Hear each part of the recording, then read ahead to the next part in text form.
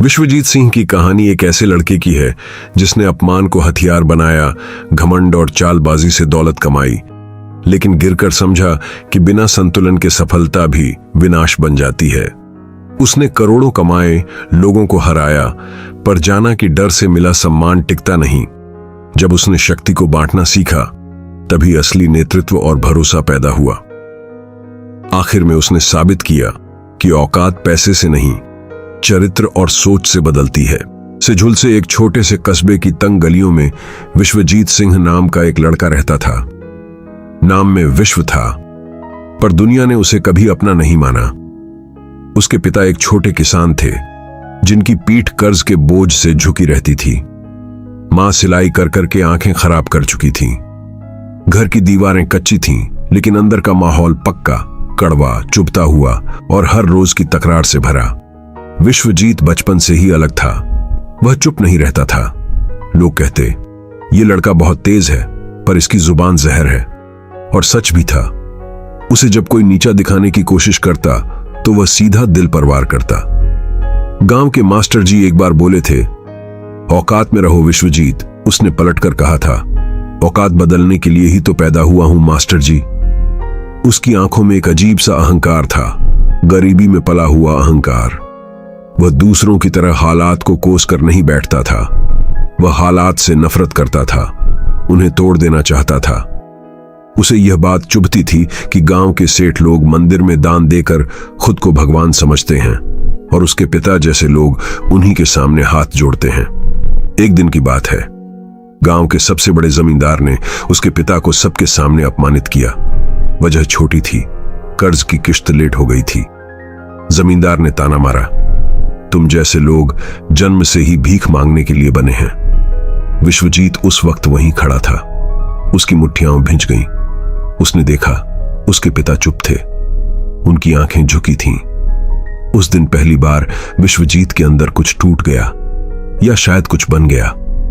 रात को उसने अपनी मां से कहा, एक दिन मैं इतना पैसा कमाऊंगा कि ये लोग मेरी दहलीज पर खड़े होंगे। मां ने थके हुए स्वर में कहा, बेटा, पैसे से इंसान बड़ा नहीं होता। विश्वजीत हंस पड़ा, कड़वी हंसी। गरीब को यही सिखाया जाता है मां, ताकि वो बड़ा बनने की कोशिश ही ना करे। उसके भीतर एक आग थी, और उस आग में करुणा कम, महत्वाकांक्षा ज्यादा थी। वह पढ़ाई में तेज था, लेकिन उसके तरीके सीधे नहीं थे। वह चालाक था। उसे समझ आ गया था कि सीधी उंगली से घी नहीं निकलता। उसने स्कूल में अपने दोस्त बनाए, पर दोस्ती में भी हिसाब रखता था। कौन कब काम आ सकता है, कौन किससे जुड़ा है, वह सब नोट करता रहता। हाई स्कूल में उसने पहली बार अपनी चालाकी का इस्तेमाल किया। एक प्रतियोगिता थी जिसमें शहर के बड़े कॉलेज में छात्रवृत्ति मिलनी थी। विश्वजीत को पता चला कि सवाल पहले से लीक हो सकते हैं। उसने सीधे चोरी नहीं की। उसने उस चपरासी से दोस्ती की जिसके बेटे की फीस बाकी थी। 2 हफ्ते तक उसने उसे नोट्स बनाकर दिए, उसके बेटे को पढ़ाया, और सही समय पर चपरासी ने उसे इशारा दे दिया।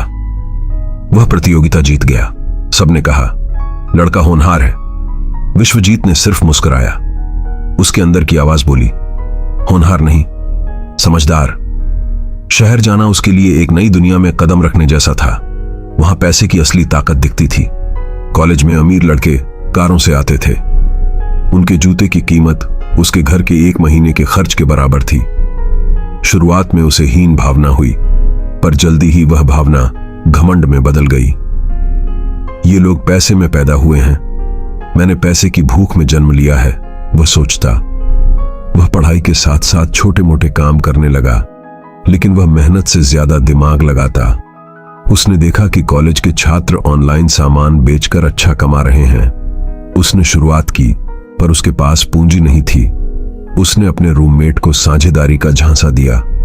हम दोनों बराबर के पार्टनर होंगे, उसने कहा, पर कागजों में उसने खुद को 70% हिस्सेदार लिखवाया। रूममेट ने भरोसा किया। विश्वजीत ने भरोसे का फायदा उठाया। धीरे धीरे कारोबार बढ़ा। उसने मार्केटिंग में झूठे वादे भी किए, कीमतें बढ़ाईं और ग्राहकों को चमक दमक से प्रभावित किया। कुछ लोग ठगे भी गए, पर पैसा आता रहा। रूममेट को जब असलियत पता चली तो उसने विरोध किया। विश्वजीत ने ठंडे स्वर में कहा, दुनिया में दो तरह के लोग होते हैं, जो खेल खेलते हैं और जो खेल बनते हैं। तुमने खुद को चुना है। उस दिन से उसका नाम कॉलेज में फैल गया। कुछ लोग उसे प्रेरणा मानते थे, कुछ उससे डरते थे, पर एक बात तय थी, उसे नजरअंदाज कोई नहीं कर सकता था। डिग्री खत्म होते होते उसके पास अच्छा खासा पैसा था। वह गांव लौटा तो अब उसका चाल ढाल बदल चुका था।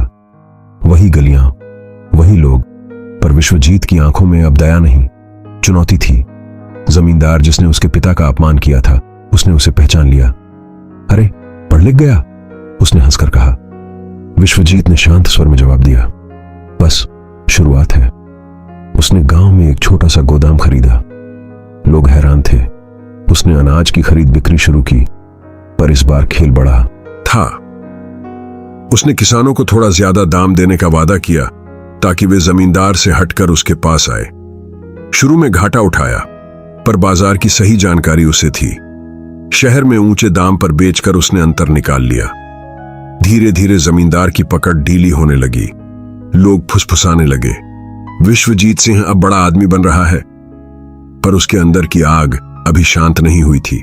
वह सिर्फ पैसा नहीं चाहता था, वह बदला चाहता था। उसने एक दिन अपने पिता से कहा, अब कोई तुम्हें झुकाकर बात नहीं करेगा। पिता ने बस इतना कहा, बेटा, ऊंचा उड़ना अच्छा है, पर गिरना मत भूलना। विश्वजीत ने उनकी बात अनसुनी कर दी। उसे लगता था कि वह गिरने के लिए नहीं बना। वह मानता था कि दुनिया एक शतरंज की बिसात है और वह खिलाड़ी है। लेकिन हर खिलाड़ी भूल जाता है कि कभी कभी चाल उलटी भी पड़ती है। गोदाम का कारोबार अब सिर्फ व्यापार नहीं रहा था, वह सत्ता का खेल बन चुका था। विश्वजीत सिंह ने समझ लिया था कि पैसा कमाना एक कला है, लेकिन लोगों को अपने अधीन रखना एक विज्ञान। उसने गांव के आधे किसानों को अपने साथ जोड़ लिया था। जमींदार की हवेली अब पहले जैसी रौनक से खाली होने लगी थी। लोग कहते, समय बदल गया है, पर विश्वजीत कहता, समय नहीं बदला, खिलाड़ी बदला है। उसने शहर के व्यापारियों से गुप्त समझौते कर लिए। अनाज की कीमतें ऊपर नीचे कराने में उसका भी हाथ रहने लगा। वह किसानों को भरोसा देता, मैं तुम्हारा आदमी हूं, और शहर के सेठों से कहता, गांव मेरी मुट्ठी में है। दोनों तरफ मुस्कान थी, दोनों तरफ झूठ। एक दिन उसके पुराने रूममेट अर्पित का फोन आया। तुम बहुत आगे निकल गए विश्वजीत, पर याद रखना, जो बीज बोते हो वही काटोगे। विश्वजीत ने ठंडी हंसी हंसी, मैं बीज नहीं बोता, मैं मौसम बदलता हूं।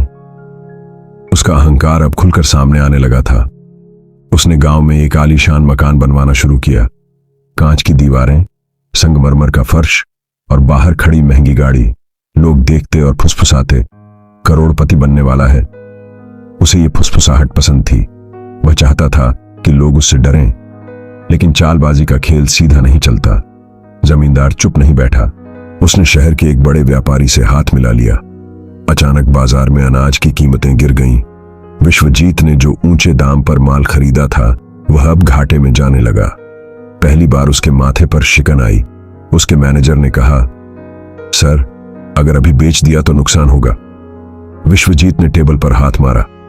नुकसान शब्द मेरी डिक्शनरी में नहीं है, पर सच्चाई शब्दों से नहीं बदलती। बैंक का कर्ज बढ़ने लगा। उसने जोखिम लेकर और माल खरीद लिया, यह सोचकर कि बाजार फिर ऊपर जाएगा। यह चाल बड़ी थी, या तो उसे आसमान पर ले जाती या जमीन पर पटक देती। इसी बीच गांव में अफवाह फैली कि विश्वजीत किसानों का पैसा रोक रहा है। कुछ किसानों ने विरोध शुरू किया। वह गुस्से में भर गया। मैंने तुम्हें जमींदार से बचाया और तुम मुझे ही शक की नजर से देख रहे हो। एक बूढ़े किसान ने कहा, बेटा, फर्क सिर्फ नाम का है, तरीका वही है। यह बात तीर की तरह लगी। उसे लगा जैसे कोई उसके असली चेहरे पर उंगली रख रहा हो। उस रात वह देर तक सो नहीं पाया। उसके अंदर दो आवाजें थीं। एक कहती, सब ठीक कर दे। दूसरी कहती, डर मत, दबा दे। उसने दूसरी आवाज चुनी। अगले ही हफ्ते उसने कुछ किसानों के कागज कानूनी तरीके से अपने नाम करवा लिए। जो विरोध कर रहे थे, उन्हें समझा दिया गया कि चुप रहना ही बेहतर है। गांव में डर लौट आया। बस मालिक बदल गया था। शहर में भी हालात आसान नहीं थे। जमींदार और उसका नया साझेदार मिलकर बाजार को नीचे दबाए हुए थे। विश्वजीत की तरल पूंजी कम होती जा रही थी। उसने एक बड़ा दांव खेला, अपने सारे गोदाम गिरवी रखकर अंतरराष्ट्रीय कंपनी से डील कर ली। अगर यह सौदा सफल होता तो वह सीधे करोड़पति से अरबपति बनने की राह पर होता। डील की रात उसने आईने में खुद को देखा। तू हारने के लिए पैदा नहीं हुआ, उसने खुद से कहा, पर आईना चुप था। कुछ हफ्तों बाद खबर आई, सरकार ने आयात नीति बदल दी है। विदेशी कंपनी ने सौदा रद्द कर दिया। बाजार और नीचे चला गया। विश्वजीत की कमर टूट गई। बैंक ने नोटिस भेजा। मीडिया में खबर आई, युवा व्यापारी की हालत खराब। जिन लोगों ने कल तक उसकी तारीफ की थी आज वही हंस रहे थे। जमींदार की हवेली में फिर से रोशनी जल उठी। घर में पिता ने पूछा, अब क्या करेगा? विश्वजीत ने पहली बार नजरें झुका ली। लड्डूंगा, उसने धीरे से कहा, पर इस बार लड़ाई सिर्फ पैसे की नहीं थी। ये लड़ाई उसके अहंकार से थी।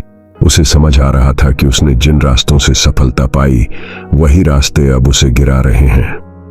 रूममेट अर्पित की बात याद आई, जो बीज बोते हो वही काटोगे। उसने एक कठिन फैसला लिया।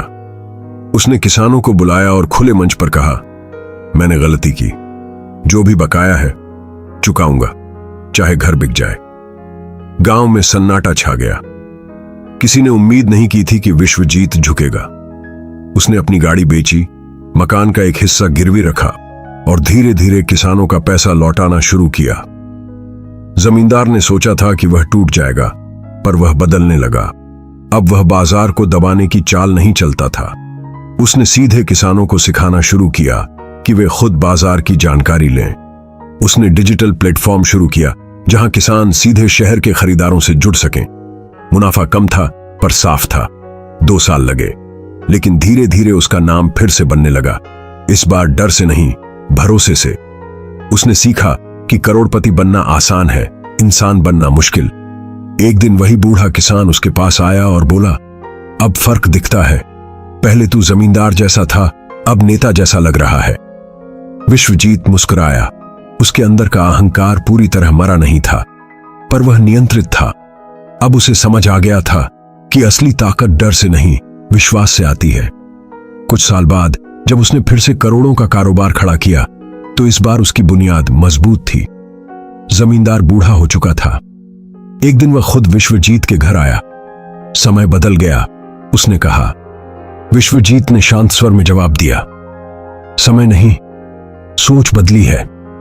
कहानी यहां खत्म नहीं होती, पर इस पड़ाव पर इतना साफ है, विश्वजीत सिंह ने चालबाजी और अहंकार से शुरुआत की थी।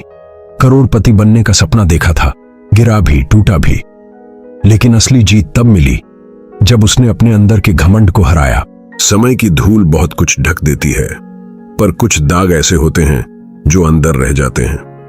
विश्वजीत सिंह बाहर से बदल चुका था, पर भीतर कहीं वह पुराना जिद्दी जीत का भूखा लड़का अब भी जिंदा था। फर्क बस इतना था कि अब वह भूख अंधी नहीं रही, वह गणना करने लगी थी। उसका डिजिटल प्लेटफॉर्म अब कई जिलों तक फैल चुका था। किसान सीधे शहरों के बड़े खरीदारों से जुड़ रहे थे। मुनाफा कम पर स्थिर था। मीडिया ने उसे युवा परिवर्तनकारी कहना शुरू कर दिया। जिन अखबारों ने कभी उसकी गिरावट छापी थी, वही अब उसकी तारीफ में लेख लिख रहे थे। पर सफलता के साथ नई चालें भी आती हैं। राज्य की एक बड़ी एग्रीटेक कंपनी की नजर उसके प्लेटफॉर्म पर पड़ी। कंपनी के मालिक राघव मेहरा बेहद चतुर खिलाड़ी माने जाते थे। उन्होंने विश्वजीत को शहर के 5 सितारा होटल में मिलने बुलाया। तुमने अच्छा काम किया है, राघव ने मुस्कुराते हुए कहा, लेकिन स्केल छोटा है। हम इसे राष्ट्रीय स्तर पर ले जा सकते हैं। निवेश देंगे, बदले में 60% हिस्सेदारी। विश्वजीत ने कॉफी का कप धीरे से रखा। 60%? हाँ, कंट्रोल हमारे पास होगा। तुम्हें चेहरा बनाए रखेंगे, पैसा भी मिलेगा, नाम भी। ये वही प्रस्ताव था जो कुछ साल पहले उसे बिना सोचे स्वीकार होता, लेकिन अब वह उतना उतावला नहीं था। उसने सीधे मना नहीं किया। वह मुस्कुराया, वही पुरानी चालाक मुस्कान, पर इस बार संयमित। सोचकर बताऊंगा, उसने कहा। गांव लौटकर उसने पूरी टीम को बुलाया। पहली बार उसने अकेले फैसला नहीं लिया, उसने सबकी राय सुनी। कुछ लोग बोले, सर बड़ा मौका है। कुछ ने कहा, कंट्रोल गया तो सब गया। रात को वह छत पर बैठा रहा। उसे अपना पुराना मकान याद आया। पिता का झुका हुआ सिर, जमींदार की हंसी, उसने खुद से पूछा, क्या फिर से वही गलती करूंगा? बड़ा बनने की जल्दी में अपना रास्ता किसी और को दे दूं? 3 दिन बाद उसने राघव को जवाब दिया, हम साझेदारी करेंगे, पर 40% से ज्यादा नहीं। कंट्रोल हमारे पास रहेगा।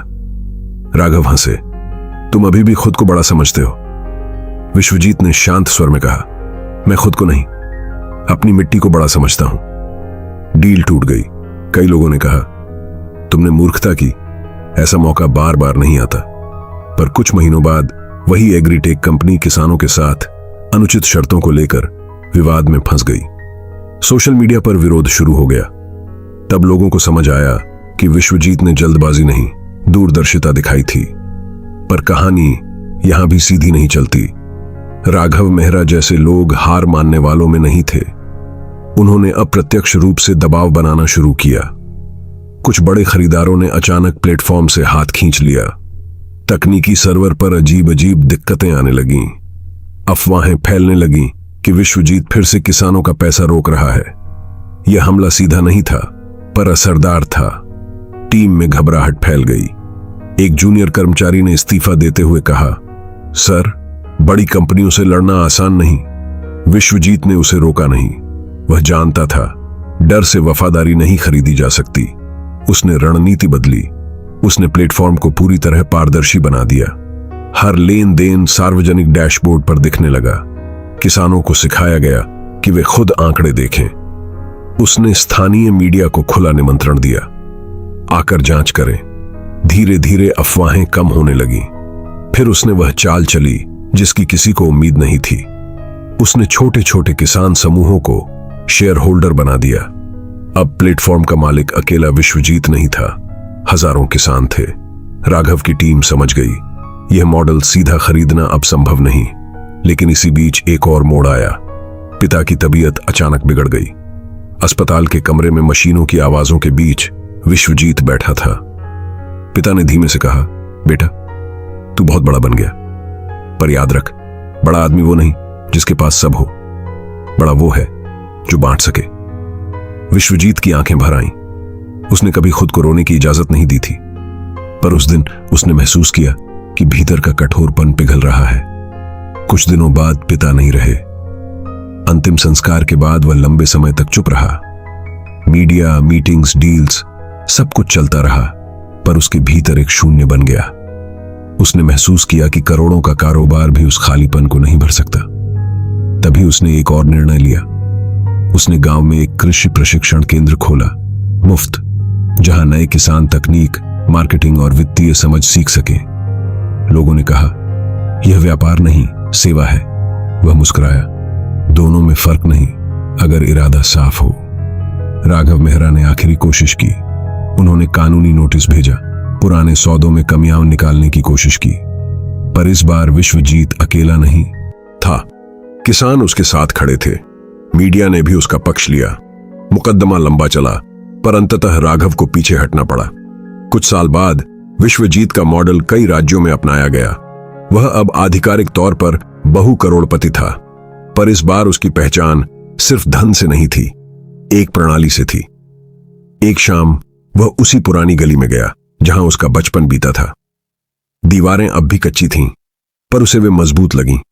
उसे अपना वह वाक्य याद आया, औकात बदलने के लिए पैदा हुआ हूं। वह सच में औकात बदल चुका था, पर दूसरों की भी। आसमान में ढलती धूप के बीच उसने महसूस किया कि असली चालाकी दूसरों को हराने में नहीं, खुद को संभालने में है। अहंकार अगर लगाम में रहे तो आत्मविश्वास बनता है, और पैसा अगर दिशा में रहे तो परिवर्तन बनता है। विश्वजीत सिंह की कहानी यहां भी समाप्त नहीं होती, क्योंकि हर जीत के बाद एक नया इम्तिहान खड़ा होता है, और जो खिलाड़ी सच में बड़ा बनता है वह हर इम्तिहान को सिर्फ जीतने के लिए नहीं, सीखने के लिए खेलता है।